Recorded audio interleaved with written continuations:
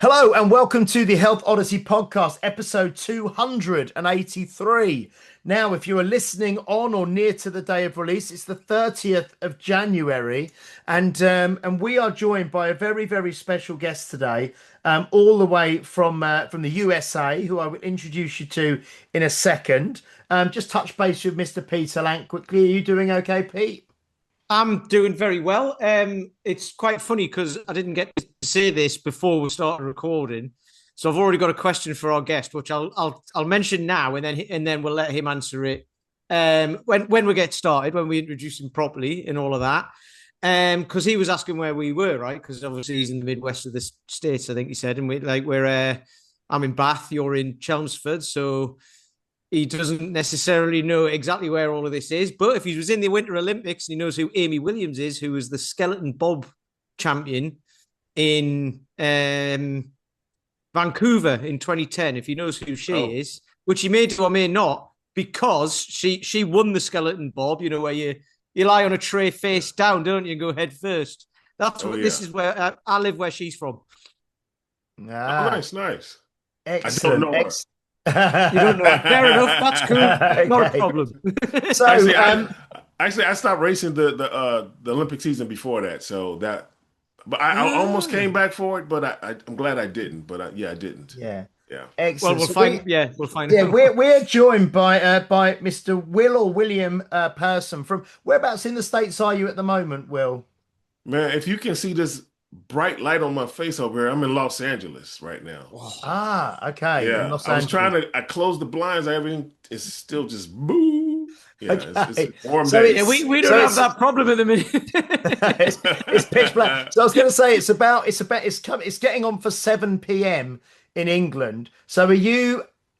Is it about 11 o'clock in the morning for you? Nearly, is that right? Yeah, almost 11. Yeah, Yeah, yeah, almost 11 absolutely. o'clock in the morning in Los Angeles. Okay, perfect. So yeah, so we're looking forward to talking to Will because like I said, we've been doing this for nearly 300 episodes now. This is episode 283, over 5 years. We've never talked about some of the subjects we're going to talk about today.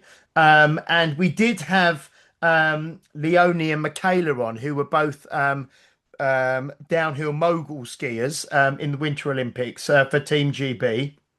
And we had them on a little while ago. But Will here is was part of the United States bobsled team for nearly a decade, I believe. But now Yeah. is doing some very different kind of stuff directly related to that. I don't want to give too much away because I really just want this conversation to kind of flow and kind of unravel as it will naturally. So, Will, welcome to the Health Oddity podcast. Thank you so much for joining us.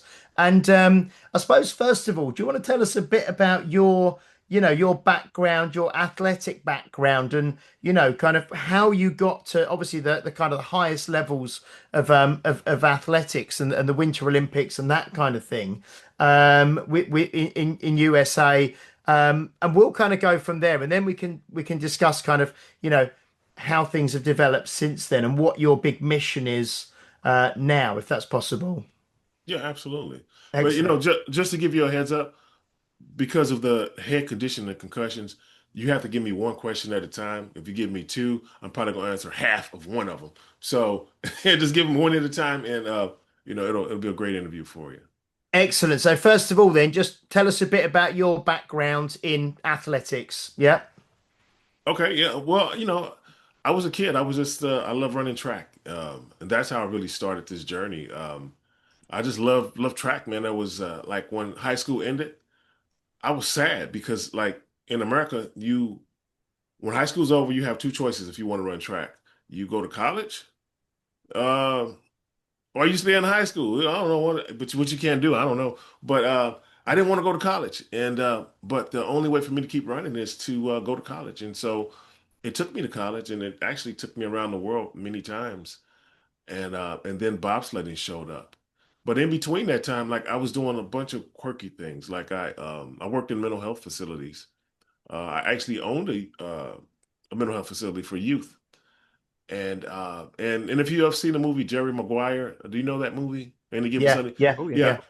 I was one of the guys they hired to. I wore five different uniforms in that movie, And if you saw somebody on the field running fast, that was me who they hired to do that, uh, to make Cuba Gooding Jr. look like he had real athletes and stuff around him. Oh, so Yeah, you that's were what I kind of was you were doing. like a double for it was I think it was Rod Tidwell was the character in Jerry Maguire, wasn't it? Cuba Gooding Jr. Yeah. Yeah. Yeah, Well, wow, okay. actually, my one of my best friends in the world, Al Whiting, he was. You ever see the movie Waterboy? Yeah, Remember Yeah. that movie? yeah. Or if you remember that scene where the guy gets poked in the eyes. The Yeah. guy getting poked in the eyes is my best friend. He was a football player, and I had a really fast 40-yard time. So I had all these NFL players and Hollywood people coming to train with me when I was still running track. And he told me about this movie coming out. Come try out, and I went and tried out, and they gave me a role. Just I was fast. That's what it was. Matter of Mm. fact, they probably wanted to kick me out during the audition because everything that was football related I messed up. But I ran fast. But out of 500 people, I ran the fastest 40 times. So that's really what it was. I didn't have to do any of the hard hitting stuff. And some of those guys were getting knocked out and unconscious. And they brought in Hollywood stuntmen, and those guys were getting beat up. And I was like, wow. So when they called me to do Any Given Sunday, I thought I was going to be doing the same thing. Put on these uniforms, running up and down the field. It was an Oliver Stone movie, so they showed me what they wanted me to do. I was doubling for a comedian named Bill Bellamy, and they wanted me to go like run like 10 yards, cross the finish line. I mean, cross the goal line, catch the football, get hit on the knees, do a flip, land in the end zone, score a touchdown. I was like, no, I'm not doing that. Goodbye, So no, so I had a very interesting background. I worked in mental health. Matter of fact, when I was on the set, I was like, "What am I doing here?" Like, I love helping youth. That was my passion. So I wrote the first ever independent living transitional housing program for Utah. So they opened me as a pilot program, and man, I was doing that. I love doing that. That was my passion and my. But just the crazy thing is, I was about 27 when I opened, and these kids who lived inside my program was inpatient. So you lived. I had a 9-bedroom facility. I wasn't 10 years older than these kids who called me dad. And it doesn't, back then, I didn't really understand how um, crazy that was. Now when I think back, I'm like, oh my God, I was doing what? I was a Mm, baby. How did but so I've mm, always kind of been in the service of, helping and supporting. And mm, I see mm. a problem, I got to fix that problem, you Yeah. know. Yeah, And how did you go from so you ran fast, you could run very fast in one direction from track, and then how does that transition for people who don't know much about bobsled, which includes me, I mean I see it on the Olympics and things, but how do you get recruited into like bobsled? How did that actually happen, Well, most sprinters they little guys. So I was the biggest, fastest guy who can push a sled. Sled is 500 pounds. Hmm. So they needed people who could run fast, who can move that sled. And I fit the criteria. I went for a tryout. The truth is, NBC was covering that tryout. They had called me for about 2 weeks asking me to come out. And I didn't really want to do it, but I went. Um, and I set a new record on the tryout. And this guy, he puts his arm around me, and first of all, when I set the record, I didn't know I set a record. I just saw this guy standing looking at me with his big giant eyes. So I know I did really good or really bad. I didn't know which one. Because I didn't know anything about the sport. Yeah. So he offers me $50,000 to race on his team for 3 months. I'm like, so I said, sure, I'll do it. You know, but the truth was like he didn't have any sponsors. Um, our national team is they our sleds are built by NASCAR. So, like our sleds look like not race cars. They look like Indy cars and things like that.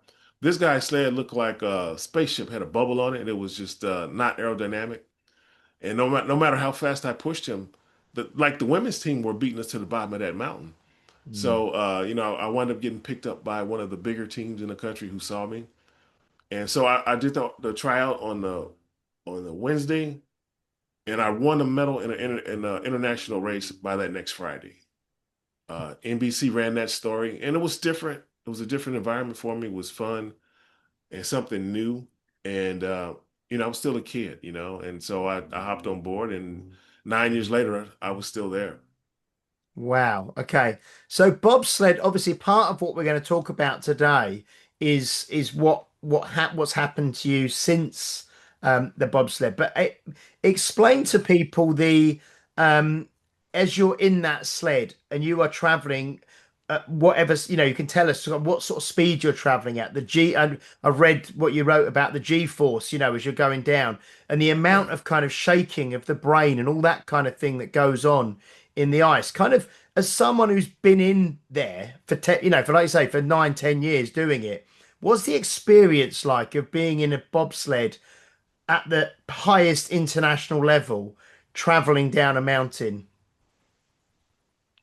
You mean like the sensation of it, like the fun, or Yeah, yeah. I mean, how does it physically feel? What does it? What's the what's the you, you, sensation you get? You know. there's only one group of people on this planet who understand what it feels like, and those are the fighter pilots who, they're flying those planes and they're going this way, then they do Mm, the bank turns.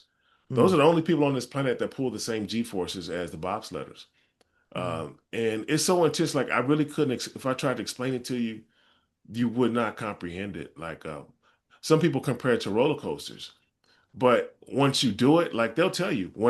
People always say the same thing. When I was on a roller coaster, it was fun. I was going wee. When you get on the bobsled, it's like you fighting for your life. You just, you think you're about to die any moment because your body's feeling things it's never felt before. Like all the mm. blood is leaving every extremity of your body. And that's why everybody's getting sick because it takes that blood out of the brain, pushes it around, and you're in survival mode pretty much. That's pretty much what the bobsled is. You're in survival mode every time you get in one because you just never know what's going to happen. And with those extreme G forces, it's brutal.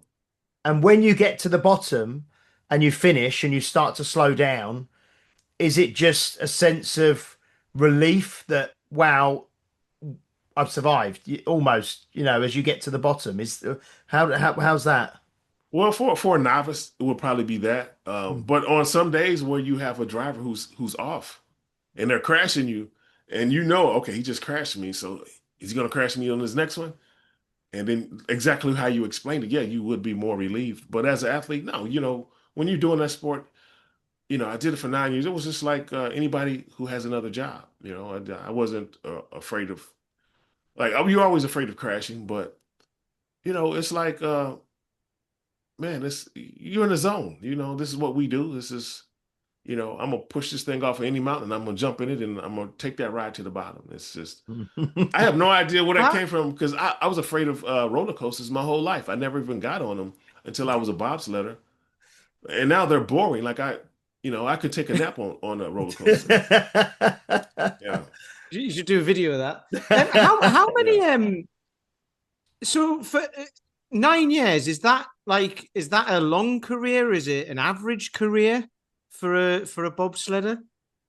It just depends. Like some people have been they race longer than I did. So and there are some who make it one season. And there's a whole Yeah. gamut, and it's a very political sport, and that plays a big part in it. Mm. Yeah. Well, So over a year, say how many of these? Because we've been talking about the sensation, you're getting rattled around, and the blood leaves your extremities and everything. So yeah. how many of those runs, including because presumably you don't do the whole run in practice runs all the time. You'll do the starts, you'll do Absolutely. whatever. So how many of those actual runs where this sensation happens would you do in a year? Do you think?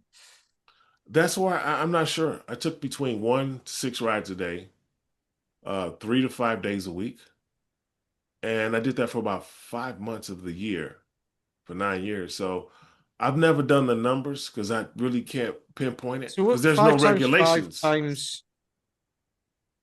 What did you So, say? so, Sorry.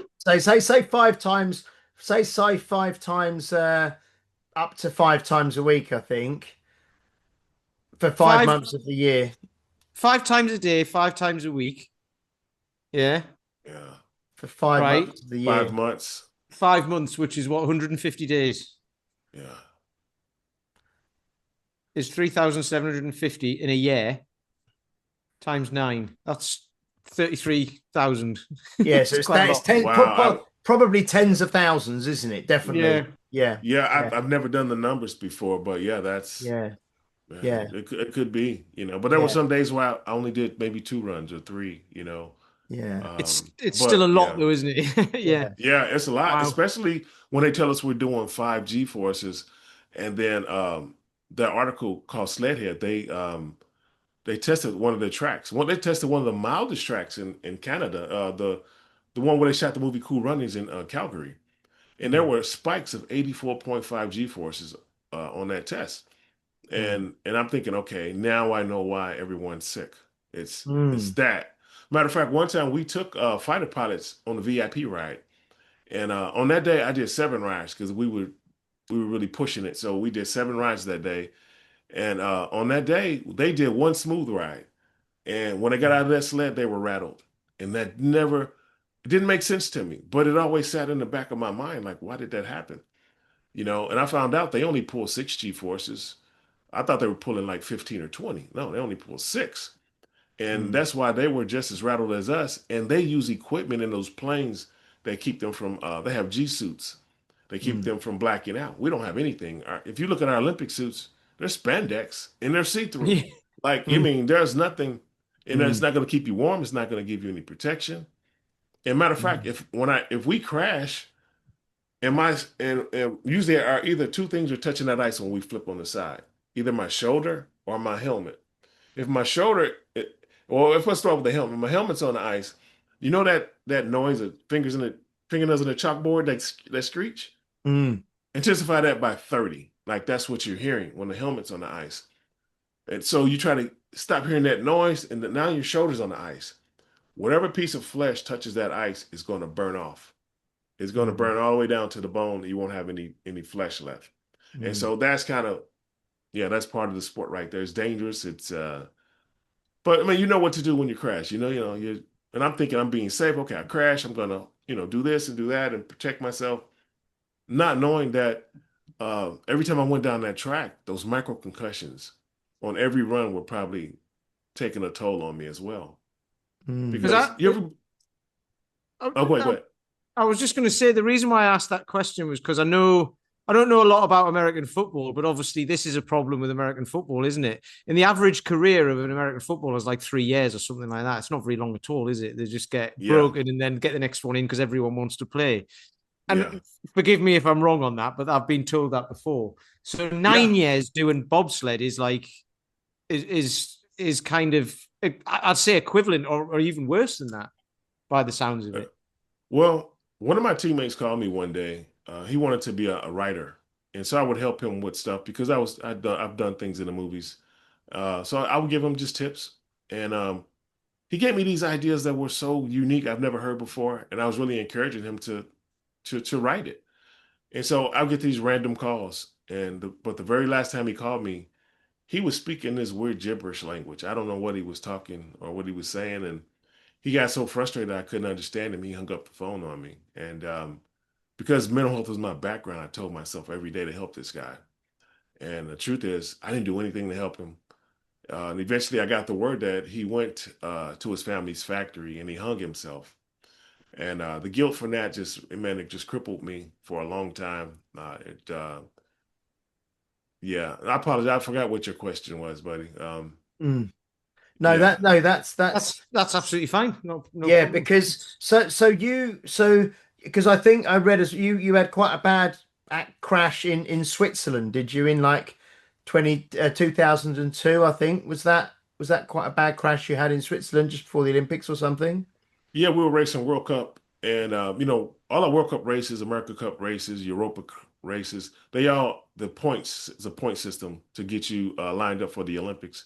And so we were at the World Cup race in St. Moritz, Switzerland. It was my first World Cup race, and yeah, it was a nasty crash. One of my teammates was knocked unconscious. I had vertigo for about a week, where I couldn't sit up in the bed without the room spinning. Yeah, it's yeah. I'm getting Mm, nauseous just thinking about that one. yeah. But So what happened for you to finish bobsledding? What was the what ha was there a particular event or something that happened to you that made you kind of finish competing in bobsled? Well, the truth. Mm. Oh man, all right, I'll give you the truth. Um, when I first started the sport, um, they took us to this place, the Olympic Training Center in Lake Placid, New York. One of the workers there came to me, pulled me to the side. He said, "Hey, Will, it's the good old boy system here, but it's getting better." And I didn't believe him. And I'm not sure if you're familiar with the good old boy system term. Um, it means that if you're white, um, you control everything. They run everything. They won't let black athletes do anything. Um, and so, yeah, and so we get the black athletes get mistreated. We don't get the same things that the white athletes get. And when he told me that, I didn't believe him because at the time, my ex-girlfriend, she was the Germany's hurdle champion. So I was traveling with the German track and field team, eating with them, showering with them, traveling with them, and so I didn't believe it was still going on in America. And I quickly found out that it was. And so, matter of fact, our U.S. Olympic bobsled team was audited in 2022. And I made complaints out to our U.S. Olympic Committee. I told them what was going on, and they ignored it. Um, and so they got audited by outside agency in 2022. And I have it. I can send it to you. And inside that report, it actually says "good old boy system." It says it. They sent me a up. Yeah, they sent me an updated one 6 months ago. It's still there, and it's right there in writing. And so, like all these things I was complaining about, showing like so that's why I left the sport. It was time for me to go. Mm. So if you look at me, I raced. I was the number one or number two brakeman in the country on many years. Racing world championships, World Cup, America's Cup. But when it comes to Olympic time, then our coaches want to put their buddies in. So now they want to, you know, yeah. As a matter of fact, if you look at one of the posters that I autographed one year, um, there was two teams that were very dominant. There was the team that won the silver medal in Salt Lake City. There were three black athletes on that team. The black athletes we pull the sleeves up. We have a different swag, we pull our sleeves up. We don't wear uh what do you call it? Like a Face visor mask. type. Yeah, Yep. we don't wear Yep. visors. Yep. So Yep. it's us. The white team that got the bronze medal, they're all white guys, they're all covered up, you know, Visor. glass Yeah. on. Yeah. Mm. So when I was autographing this poster one year for the World Championships, I noticed all the black athletes who had the brown skin and face showing were now covered up. And all the white athletes now they don't have a mask on this drawing they made. And so they totally reversed it. And so Mm. those are the kind of things. I had a sponsor once tell me, he said the ice is white, the snow is white. What are you doing there?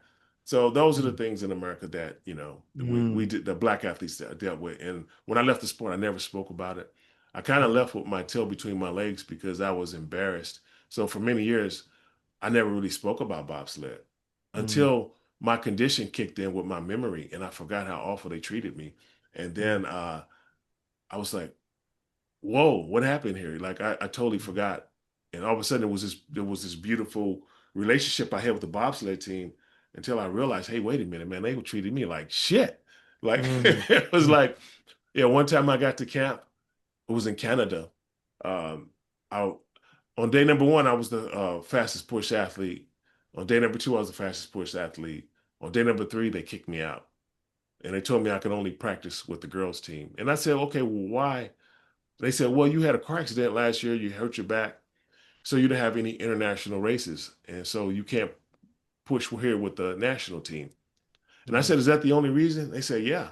I said, well, go back and check the records. I came back after that accident. I had at least 10 races last year. He said, oh, you did? I said, yeah, I did. He said, no worries. All the coaches know how well you're pushing. I said, I know they do. That's why you guys are kicking me out.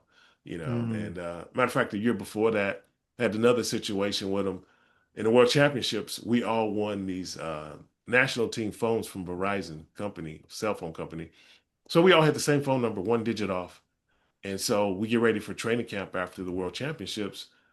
And I call in, the coaches, they won't fund me. They won't pay for me. I'm the number one brakeman in the country based off of World Championships the year before. They said, no, we're not going to fund you. So I funded myself. And my driver at the World Championships had a team. He had a suite up there in Canada. He said, just come stay with me. I said, okay, thank you. So I went up there. I stayed with Stephen Holcomb, and matter of fact, he took his life at the Olympic Training Center around 2018. He took Mm. it, yeah. So matter of fact, any Olympic medal that was won by the men he was that driver, and so he took it. Like I said, he took his life around 2018.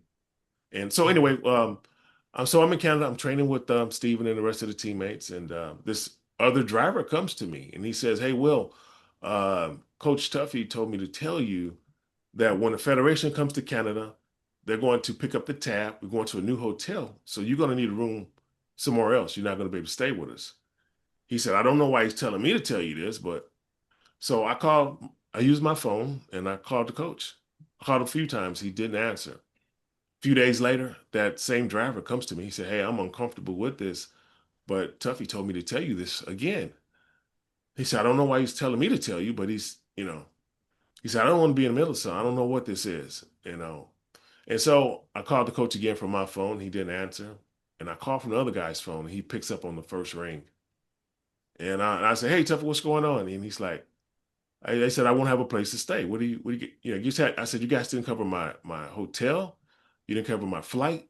You didn't no per diem for food. Like I'm on my own up here. Like what's going on?" And he told me, he said, "Each driver gets one funded athlete." And I said, "Tuffy, I've been here for 3 weeks now, 2 or 3 weeks at this time. I know the truth. Is that what the story you sticking to?" He got a little quiet. He said, "Oh, I'll see what I can do." And so a couple of weeks later, the U.S. Olympic team, the federation comes to Canada. They move us to a new hotel. They give me a room. Okay, so I got a new roommate. I recognize this guy. The year before, he was the track janitor. He was the one that cleaned the track and wiped off our sleds and stuff. And real nice guy. And I asked him, I said, "Hey, was your ticket expensive? I know you got it at the last minute." And he was like, "No." He said, "I went to the training camp." He said he finished dead last. He said he got injured and he was sitting around at the Olympic Training Center. And Coach Tuffy came up to him to ask him if he wanted to go to Canada. He would pay for it. And the guy said, "Hell, what have I got to lose?" Mm. And so he didn't know my story. He didn't know what I was dealing with. And it wasn't his fault or anything. So I wasn't upset with him. But those are the Mm. kind of things that I dealt with. So when I left the sport, like I left because it was time to leave. And Mm. yeah, and I thought it would get easier and better, and it seemed like it wasn't going to get any better anytime soon. So yeah, Mm. that's what happened for Yeah. me. And I'm not Okay. the only black athlete who dealt with it. We all have our own stories. Yeah, Mm. Oh dear. And you've been obviously we mentioned before we started recording, you've been on kind of mainstream American TV. You've been on HBO, you've been on NBC talking about the kind of things we're gonna talk about. And you've mentioned it sort of a couple of times as we've had the conversation around people that you know committing suicide and concussions and yeah. conditions and things like that. So now let's kind of maybe move into, what has happened, the condition that you have now and how it's affecting you, and other people in a similar kind of way and what your mission is now, kind of moving forward. Is that okay? And that was too many questions. My brain won't Sorry, process sorry. that. First, One at a time. One at yeah, a sorry. time. First question. First question. What is the condition that you have now, and how is that connected to, you know, your time bobsledding? Okay. Yeah. Well, the condition that I'm pretty sure I have is it's called CTE. It's chronic traumatic encephalopathy. Today I'm doing pretty good because on normal days I can't pronounce that. Um, so that'll let me know how I'm feeling that day. Like my brain, it'll do its own thing sometime. And Mm. so what that condition is, usually you really can't find it until death. And but one of my teammate that I told you called me speaking gibberish when they did his autopsy report. He was in stage 4. I was told he has the worst brain they've ever seen before, worse than any NFL player. And we have a lot of NFL players that have been taking their life. Mm. And so for me, when I was not feeling well, like every day I woke up for many years, like I automatically know I don't know the real day. Like I can't tell, I don't know what day I'm in. I don't know what month I'm in. So every morning I wake up, I look at a little blue book. It has my calendar on it. It'll tell me, okay, today is Monday. Okay, it was Monday. Great. Now I got to figure out what month we in. My brain was stuck in a loop where it's always either January or August. And I don't quite know why those months. And when I left Team USA, I was 36, right? And I turned 37. Matter of fact, yeah, it was my last. Yeah, because I won a national championship that year. So that was my last race, 2007. I was 36, turned 37. So when I left and went back to Hollywood, people asked me, how old are you?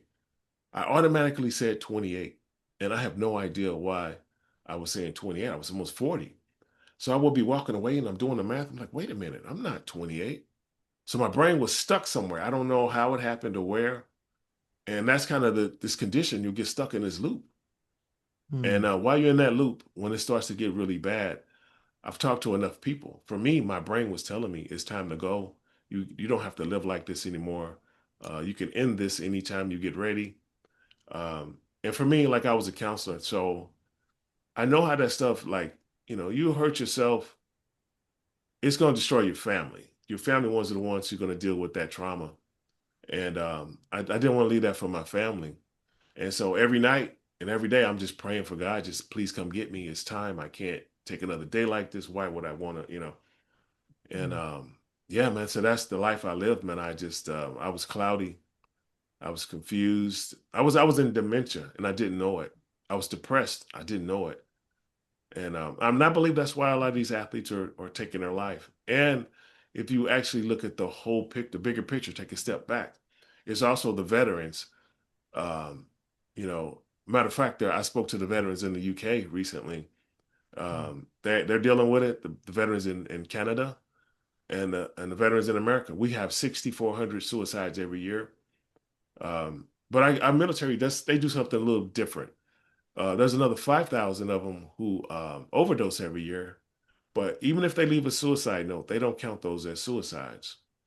And Mm. so that's 11,000 veterans every year dealing with the same stuff that we're all Mm. dealing with. Because they come back, they'll get that diagnosis as PTSD. But now that they're checking their brains, they're realizing that they also have CTE. So this Mm. stuff is way bigger than anybody's. I don't know if anyone's paying attention. Mm. Like every mass shooting in America, like 31% are our veterans coming back here, returning and turning the gun on us. And but now that I'm looking at the symptoms, it's the same stuff. So it has to be the same thing that we're all dealing with. And so I've been on this crusade really to get these veterans, get them treatment. Mm. And there's other people in the country who know about it, and they're actually doing the same thing. So Mm. yeah, So this is kind of caused by repeated kind of concussions and head trauma over a period of time. Is that correct? So it could be I like believe they're wrong. I was believe that that's wrong. I believe that's wrong. okay? What can And you I- and tell I- me what you think it yeah. is? What it is? Yeah. Well, along my journey, like all the stuff I was learning as I was going. Like I met this lady. She's a housewife and a mother, and she had these symptoms that she was telling me about. And she said she was frustrated with her doctors because they couldn't figure out what was wrong with her. And she told me the symptoms, and I was like, "Oh my God! Like you line up with us, the post concussion people." I was like, "Were you an athlete?" She was like, "No." And there's a whole nother population of people getting CTE. It's the housewives who've been battered. They're checking their brains now, and now we know now that this is affecting housewives. Mm. So I asked her, I said, "Well, your ex-husband, was he violent?" She was like, "No." And we spoke for a little while, and right before we ended the conversation, she remembered one time she was snowboarding with her son, and she said she fell backwards, and she told me her arms did this, like you see the boxers get punched and they get knocked out Mm. and they keep wanting to fight, or their arms just seize up. That's what happened to her. I was Mm. like, aha, that's your problem. Mm. That's your problem right there. The doctors aren't looking for that. You Mm. didn't even tell them about that. And even if they are looking for that, it's not going to show up on any scan, nothing. And so what it's going to do it, I believe. Now get with me. Were you guys ever athletes or? I mean, I boxed for about 10 years, but in the amateur boxing, so I used to Oh, get good Lord. hit in the head sometimes. But I had like, Yeah. we used to wear a head guard back then, and you've got gloves, obviously. And it wasn't, it wasn't like I was doing, but yeah, I've been hit in the head quite a few times, and I snowboard as well. Probably banged my head a few times from that. But Yeah. um, You ever pull a muscle? Break a bone. Yes, yeah. Okay, well, this is the thing. When you get a soft tissue injury Mm, or even a break a bone, you're gonna get a swelling. All the fluid rushes to that area, right? And so now for 72 hours, they always ice that area and they compress it to keep the fluid out of there. It's just because it goes there to protect it. It's not there to hurt you. That fluid goes there to protect that area. mm, And so what our job is to do is get the inflammation out of it. And so we do this like usually a 4 to 6 week process. You go through the ice, then you heat, then you alternate.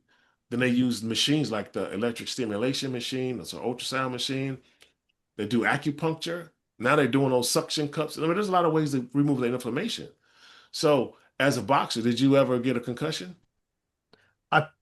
I probably did, but not that I was aware of. I was sort of like knocked out once, where I remember being knocked out and then opening my eyes and hearing the count. Where you're out and then suddenly Yeah, you're back aware again, and then I got up and my corner through the tower at that point. But I probably did, yeah, because I was very confused afterwards. I was like couldn't remember different things and stuff like that. yeah. So potentially, yeah. Okay, well, I'm diagnosing you right now. You had a concussion. So, Okay. Okay. so what did they do for your concussion? I think just rest really, because I was never diagnosed with a concussion. I kind of felt, I know I read your thing because they say don't go to sleep, didn't you? If you have That's a all they ever concussion, tell you. yeah, Yeah. you mustn't go to Well, sleep. Yeah. yeah, or they tell you some weird stuff like don't look at the lights. Well, I can't look at the light anyway because my pupils are dilated. Mm, They give you useless information. And so my thing is this is when we get concussed, just like you were, there's inflammation that goes to that area. The brain is no different than any other part of our body when it comes to that. But there's no way for them to remove that inflammation without using hyperbaric oxygen. Or what your soldiers taught me recently, you have a whole shitload of soldiers from the UK. They go to the Bahamas and they take them down deep sea diving. They go down very far and they stay down there for a long time. And they do this for over a few week period. And when they get done with it, your soldiers will no longer have that PTSD on them.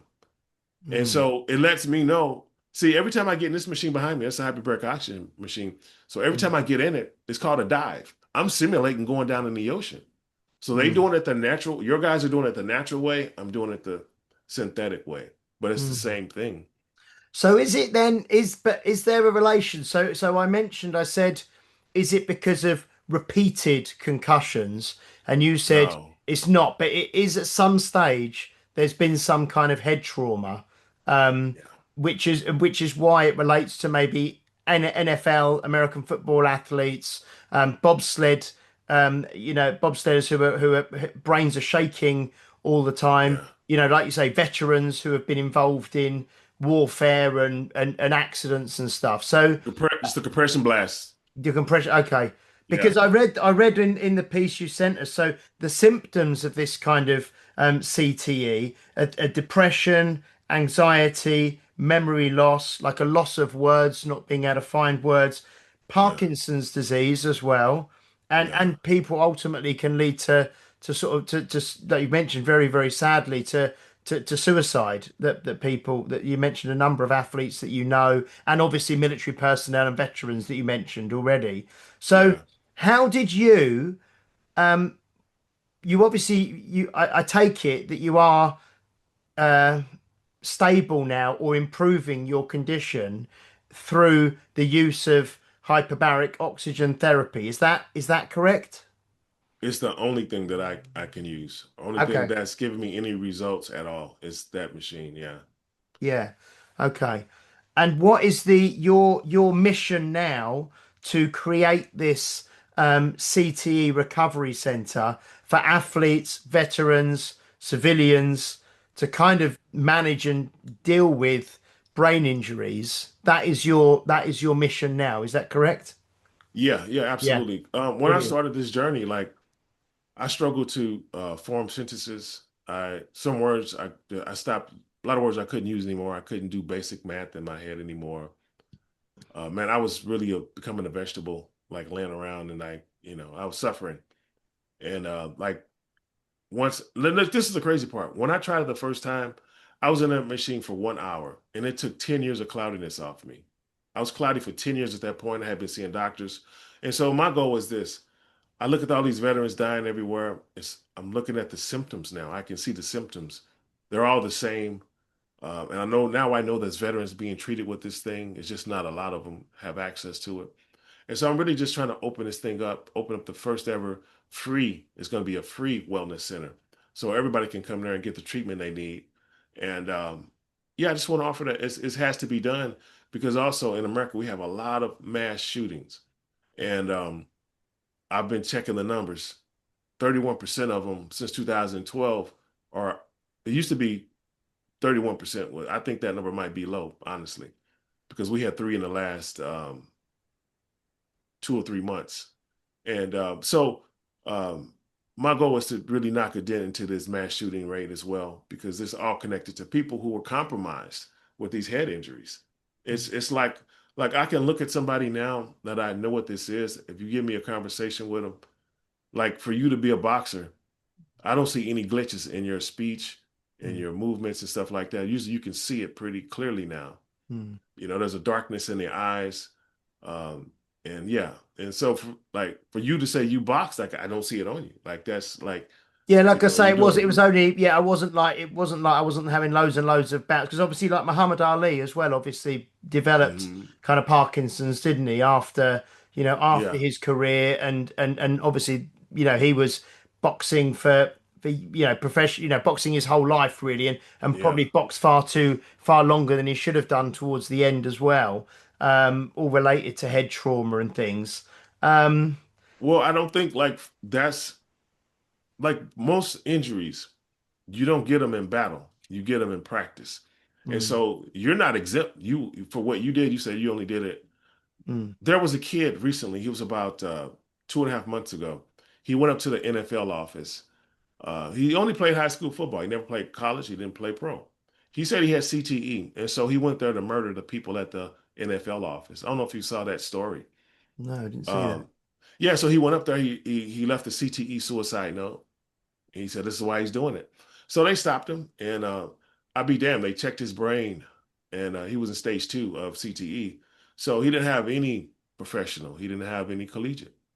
And Mm, so this thing is very unforgiving. Everybody's head is a little bit different, and we're gonna respond differently.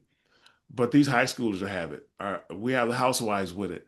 I believe anybody who gets hit in that head the proper way, it could be a concussion from a car accident, and mm, you're going to get this stuff. mm, But the problem is you're not going to know until you die. Then it's too late. You're never going to know. mm, So you really have to look at where you've been. Like these doctors have it wrong. When people are going to get help, they're talking about their symptoms, but they're not talking about where were you 5 to 10 years prior to this. Because for me, it was a 10-year period before life got unbearable. From my mm, first concussion to where I was like, there was things happening in that 10 years. But at that 10-year period, it was like, hey, wait a minute. I can't deny this anymore. There's something's really bad going on. And then another 6 to 8 years is when it's your toast. And mm. I'm watching it in the same people. And you can almost predict it now. Like I can really see it. Yeah. Who first introduced you to the hyperbaric oxygen therapy? Was it something you researched yourself, or did someone say, "Look, you have got this condition. We think this will help"? Are you familiar with Joe Namath? I'm The not. old No. foot. Okay, he's one Is of he a the, football player? yeah, yeah, he Right. was a football player. Yeah. Ghostbusters 2, right? Joe Willie Namath, is that him? Yeah, yeah. Ghostbusters 2, Bill Murray says to Sigourney Weaver about Oscar the kid. He puts like a diaper on him, but it's a football jersey. And he goes, I got this Yeah, from a yeah, guy. yeah. I got this from a guy who got this from a girl who got this from Joe Willie Namath. I don't want to know Oh how he got it. wow. I don't want to know Okay. how he got it, but Joe goes it down. That's how I know the No, name. Peter. Well, Peter, I know you don't have CTE because people with CTE can't think like that. So you can say I can only Anyway, that's remember movies I watched last week. I can't remember them. Like people like, oh, remember we watched this and this happened. Like, no. You remember this character? No. Yeah. So Well, no. thank you Yes. very much. Exactly. That makes me feel good to know that. So that's nice. Okay, so that's yeah. You were sorry. You were yes. You were going to mention that footballer. Yeah. Joe, Yeah. He yeah. showed up, man. Like, see, first of all, even though my teammates were committing suicide, right? I'm watching NFL players do it. I'm thinking I have diabetes because it looked like low blood sugar. So what I did, like every night, I couldn't wake up in the mornings. So every night, what I would do is, I drank three things I never drank before in my life. I would put black coffee in a thermos next to my bed. I would take either Coca-Cola or Mountain Dew, something with a lot of caffeine in it. So as soon as those sunlight hours come up, I'll start sipping on it. If I didn't, I won't get out to bed till 3 o'clock. So that's what I was doing. And so once I realized it wasn't diabetes, and when my teammate, his autopsy report showed up, he was in stage 4. The article came out by the New York Times called Sledhead, um, talking about a lot of the ailments with my teammates that, yeah, all these things were there in my face, and it was still going over my head. I'm still thinking this thing is diabetes, and that's why I couldn't connect those dots. But once his autopsy reports came out, now my boogeyman is real. Now I know who he is because I started talking to the rest of the athletes. It was the same thing. They didn't know it was this. This is what was affecting their life. Like we all thought that we missed the symptoms, missed us. Like I literally, as the article Sledhead came out, I read it. I got on my knees and thank God that all the symptoms missed me. And I sent it to my family, and my family circled some stuff. And the first thing I saw in that paper was noise sensitivity. I was living separate from my girlfriend at the time because she was too loud. I couldn't live in the house with her anymore because she was just talking on the phone with her family, and I was driving me crazy. So I broke up with her, and I bought a house in the Midwest. And the reason I was over there was because of the noise, and that's how I realized what this thing was. Before Mm, that, no one you could have told me all day it was this, and I would have. Nah, I don't think so mm. because I couldn't process. Yeah. And then the introduction to the hyperbaric chamber that happened. Yeah. You mentioned the Okay. Yeah. footballer. How did that actually happen? Yeah. Yeah. And because my algorithm changed, now I'm researching CTE. So all of a sudden now this video pops up. It's Joe Namath talking about he used hyperbaric oxygen to reverse his CTE symptoms. So, you know, I reluctantly tried. To be honest, I reluctantly tried it because anything else I found, I was treating symptoms for years, and none of that stuff worked. All it did was make me sicker because I'm living off of caffeine now. No food, just caffeine. Mm. So I went and tried it, and I'm in that machine for 1 hour. One stinking hour, man. I promise you. Like let me show you my glasses. I don't know if you can how well you can see those. Yeah. They're slightly tinted because I don't Yeah, know if you yeah, can see the yeah. tint on them. Yeah. Yeah. Yeah, because I'm sensitive to the lights, smells, and sounds and stuff. So I'm at this place. They let me do it for free. Matter of fact, I'm in that chamber for 1 hour. I come out, and the colors, everything around me was so bright and vivid. And so I'm taking my glass and putting them on and taking them off because I can't believe what I'm seeing. And that salesman comes over, and I'm thinking he's about to rip me off because he says the weirdest thing to me. And he said, "What's wrong?" I was like, "I don't know. I don't think I need my glasses right now." And he was like, "Oh, you one of those?" And so I'm folding my arms. I'm like this because I know he's about to try to upsell me on this machine. But no, he was right, man. Some people get immediate relief, and some people need 2 sessions a day for 30 days to kind of get that same relief. And I Mm. happen to be the first one, man. And my life has been, I won't say it hasn't healed me. It's not a thing where I'm going to be healed because so many people like Joe Namath, like they said they don't need the machine anymore. But if I go 30 days without using it or around that period, like my symptoms will start to kind of come back a little bit. They'll fade back on me, Mm. but it's giving me life. Like I'm not on that ground praying for death every day like I was. I'm Mm. not, yeah, man. And I've been able to get a lot of work done, help a lot of people and just trying to get the word out there. It's just really, you can live So with we this want to thing. get this out there, don't we, to people? Because Yeah. we had a guy on the podcast, like I mentioned, which is why your guys got in touch with us when we were talking about hyperbaric oxygen therapy in the chamber, and I've still not gone in one, but there's one quite local to me that Theo was talking about, wasn't he, Pete? And you can sit in there, you can do work in there, you can. Yeah, It's got an Yep. armchair in there. It's very comfortable. yeah, But you are now, so you are raising money and you're raising awareness and you're raising money for this CTE recovery center in America, which will help to, athletes, veterans, civilians with this CTE, and give them, and it's free for them to use. It would be, you want to develop this center so that people can come and experience the kind of therapy that you have. So that is the mission now. Yeah. yeah. I'm offering the same therapy that brought me out of dementia. That's what it Yeah. is. And Yeah. plus, we got a few extra things that, like the red light things. There's a lot of magnetic things they're doing now.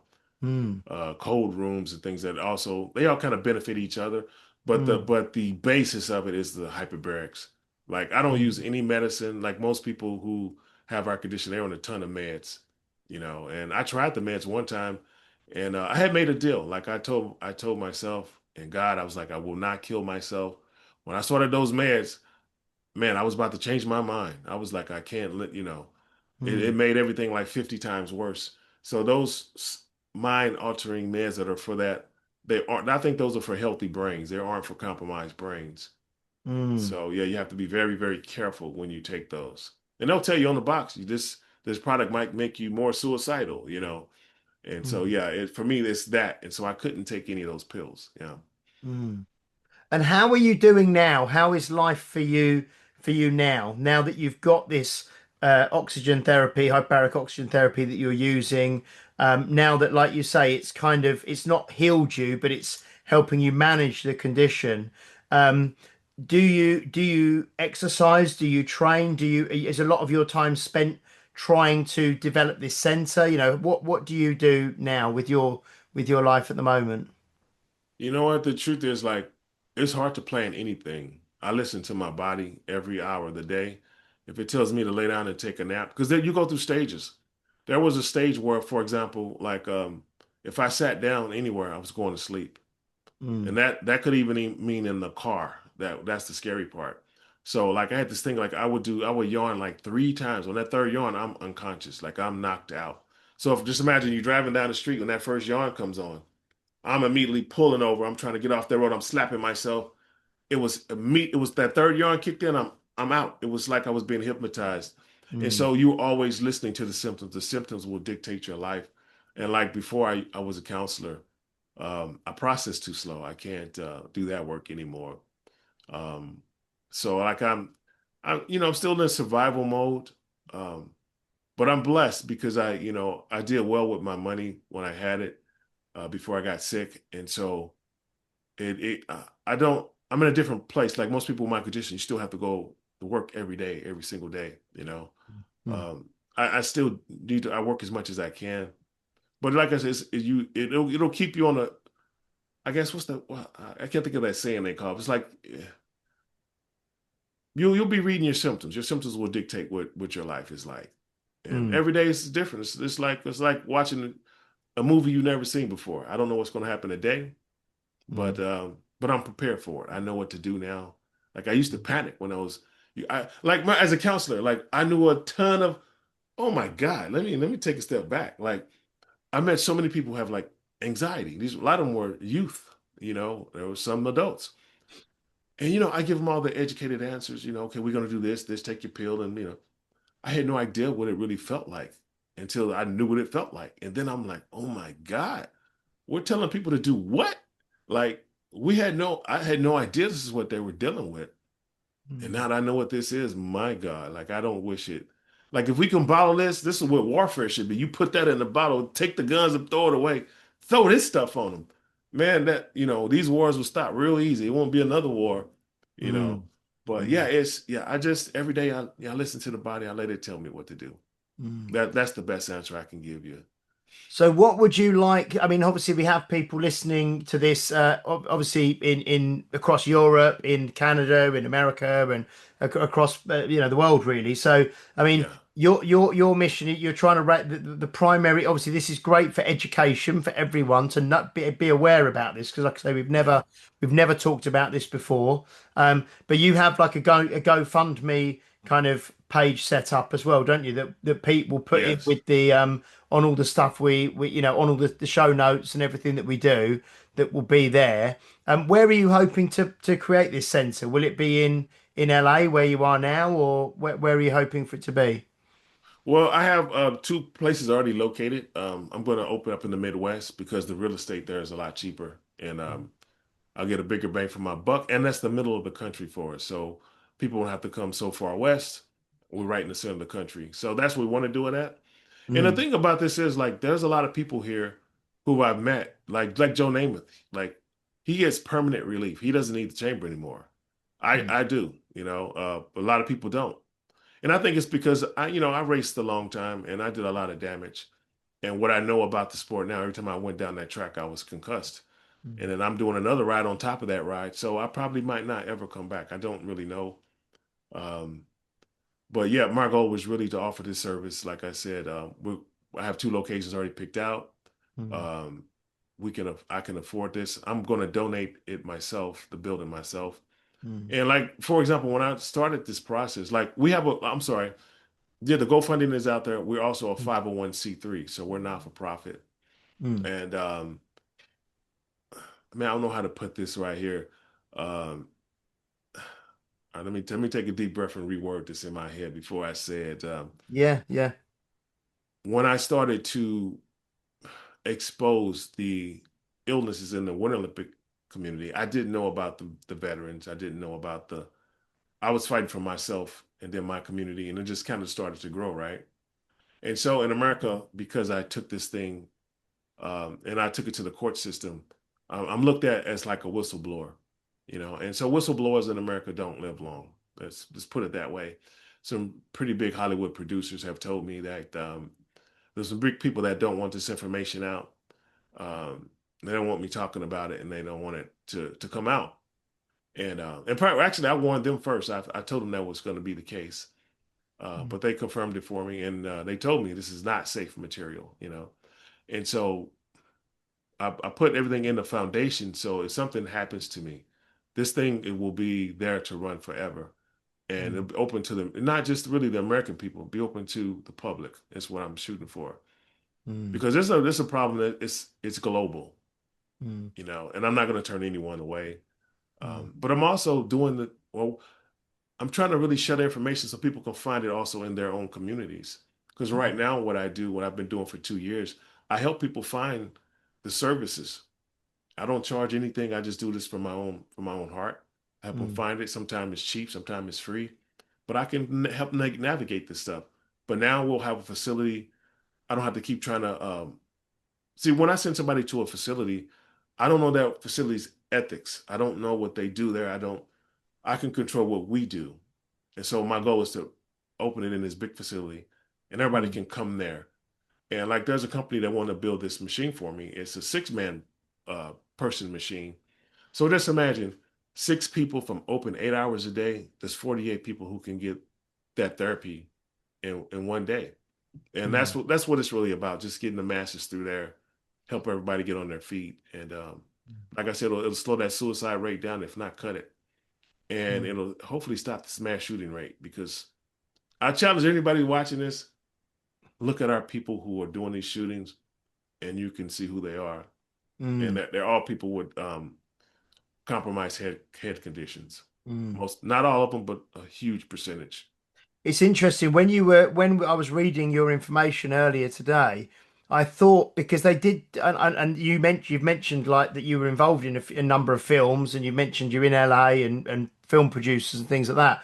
And when I was reading, I was thinking earlier this would be like this sounds like a film. They could do something about this to get him because I know they made a film about the concussions in the NFL, didn't they, and things. But like you say, if this is Yeah. not something that really potentially people want to, but you've been on, like you say, you've been on HBO, you've been on NBC. The New York Times had the article, about the sled head thing, and so, but. like you say, maybe it's not something because it's a wider problem, isn't it, across society? Maybe Yeah. it's Yeah. not being dealt with properly at the moment. Yeah. Well, the other thing is, yeah, there was an HBO special on this, but if I challenge you to go watch it, you can go to the HBO website. You can watch every episode they've ever created, except for that one. You'll see the time slot for it, but it's been scrubbed from the internet. There was an article written by the New York Times about our pilots that were sick and dealing with the same issues as the bobsledders. And I was like, wait a minute. And I remember when I took those guys down the track and they had that big thing and they were rattled. I took that to the courts to show it to the judge, and I spoke to my lawyers about it. And at that point, it is now scrubbed from the internet as well. But the New York Times sent me an active link where I can still share it. So Mm, like these things, there's some big people, my gut tells me it's the insurance companies. They're the ones they don't want to pay for this thing. Like mm, we know this thing will, help our veterans. Insurance won't pay for it. And so it's really about resources. Is what it's really about. And just from me saying that alone, they don't like hearing that stuff, and they don't want me talking about it. And mm, like even at this point in my life, like wherever I go, like I can't post where I'm at. I don't post until I'm left. You know, my that you said it. My life looks like a movie. The unfortunate part is they already made that movie, Concussion. Like mm, that, my life is played out exactly like that movie. Like I haven't been getting the physical threats, but I've been getting the warnings. And so, mm, but I don't care, man. They left me to die anyway. And when I started this, and I was praying for death anyway. And you know, it was before I found help. I don't trust me. I'm in no hurry to get out of this place. I love what I'm doing, and I'm gonna do everything I can to get this out where it's accessible to the public, and that's what it's really about. mm. Well, thank you so much for joining us. I mean, it's. I knew before we came on. I said to Pete, I messaged him earlier in the day and said, "I'm just reading all the stuff. I think this is going to be a really interesting conversation." And it has been. It's been absolutely lovely to meet you. It really has. And you're over in LA and we're in England, but everything you're talking about, resonates and makes sense. And my heart's going out to you and what you're trying to do over in America. And we'll definitely, I'll go on and put something in the GoFundMe, and we'll try and we'll put all the links and things, and hopefully people Yeah, hear what you're talking about. And and even because I've not heard about this over here really either. This CTE, I'd never heard of it before. Like I say, it's I've heard about concussion, but hmm this whole sort of chronic traumatic encephalopathy, I think that's it's. pretty good. That's really Yeah. good. Yeah, Okay. I never wasn't aware of that. So thank you so much for sharing I sharing with challenge you to us. do this. I got something for you. Yeah. I challenge you to look at your criminals over there. Look at your guys in your prison systems. In America, 60% of the people have untreated head injuries. Untreated. So look at your people in your community doing something bizarre, and then look at their background. It's gonna start to stick out at you now. Like now that you know what this is, Mm, look at your criminals and see what you see in your community, because I'll guarantee you it's connected. Over mm, here, I won't say every mass shooting, but most of our mass shootings are directly related. Like we can't go, you can go to the kindergarten here and get shot. You can go to movie theater and get shot. You are what's the concerts? Like you can't go anywhere in America now without that constant threat. And so and it's coming worldwide. It's spreading. mm. It's And it's spreading. interesting you said about like the PTSD, which obviously we've all heard about from hmm like military veterans maybe coming back and things with PTSD, but the fact that it can actually be a physical brain injury, that is causing this is yeah is so interesting. Yeah, Um, yeah. I'm yeah. glad you said it. That's the proper way to say it. Mm, It looks like a mental health issue, but it's not. It's a physical injury that hasn't been resolved. That's why I was in that machine for an hour and it changed my life. mm. And but yeah, it's a physical injury. Excellent. So if people want to, find out more and follow what you're doing, what is the best way? Is it for people to go on to your Instagram and follow you on there, or what? Where are you going to post updates and things about what you're doing? The Oh, biggest thing I have is my TikTok channel. It's called One Man with a Chamber. One okay. Man with a Chamber. Yeah. Um, like if your loved one is struggling, you're struggling, find me. I'll help Mm, you navigate this. I help a lot of people. This is all I do. mm, I don't charge you guys anything. I'm not asking for money for doing anything like that, but I'll help you navigate it and kind of mm, CTE proof your life mm, because there's some things you can do that makes it so much easier. You just have to mm, know what to do. 'Cause I tell mm, you what, during COVID, I bought four stinking cars for some reason. Why? I don't know. Just ask, what I need for a car. I don't know why I needed four cars. I don't. But it was just, we do things that's unrational. We can't because we're not processing things properly and we're not seeing the world. And this is a loved one issue. Only your loved ones can save you. Like, because mm, most of the people with the condition have no idea they have the condition. mm. So on TikTok, one man with a chamber. I know I Yes. follow you on Instagram. It's at Will P 1 2 3 4 5 6 7, but then it comes up as one man with a chamber. Yeah. HBOT, which is hyperbaric oxygen therapy.